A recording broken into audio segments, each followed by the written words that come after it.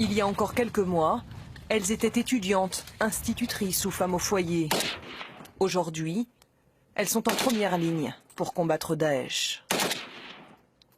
Ce jour-là, dans les montagnes de Batia, séance d'entraînement pour cette unité de Peshmerga. Des femmes kurdes venues d'Iran pour se battre aux côtés de leurs frères irakiens.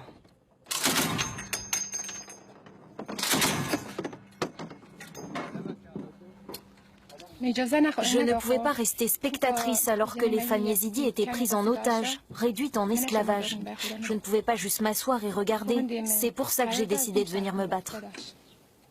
Mani, elle, a 22 ans. Il y a un an, elle a quitté ses proches et ses études d'informatique pour prendre les armes.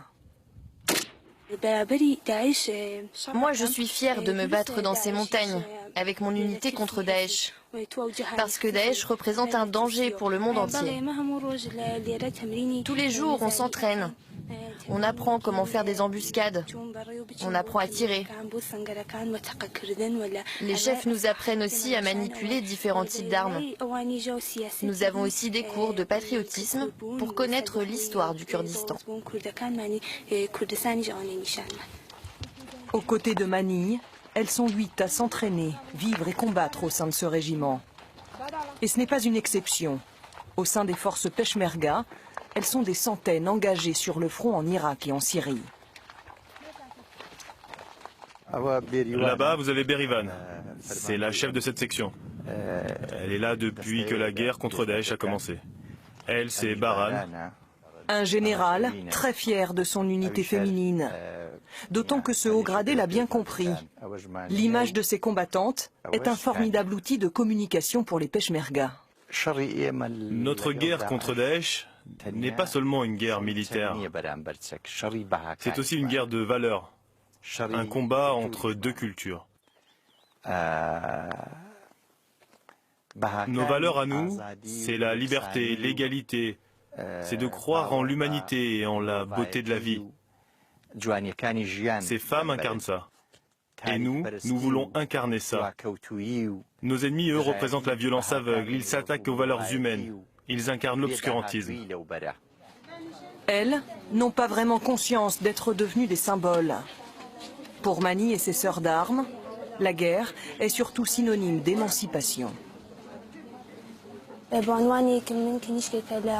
J'étais dominée au sein de ma famille. Je n'étais pas libre de faire ce que je voulais.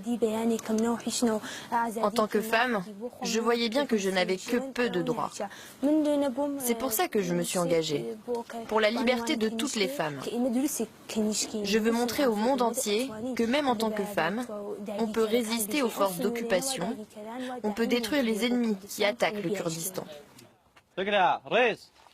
Hommes et femmes à égalité, au sein du régiment, mais aussi sur le champ de bataille.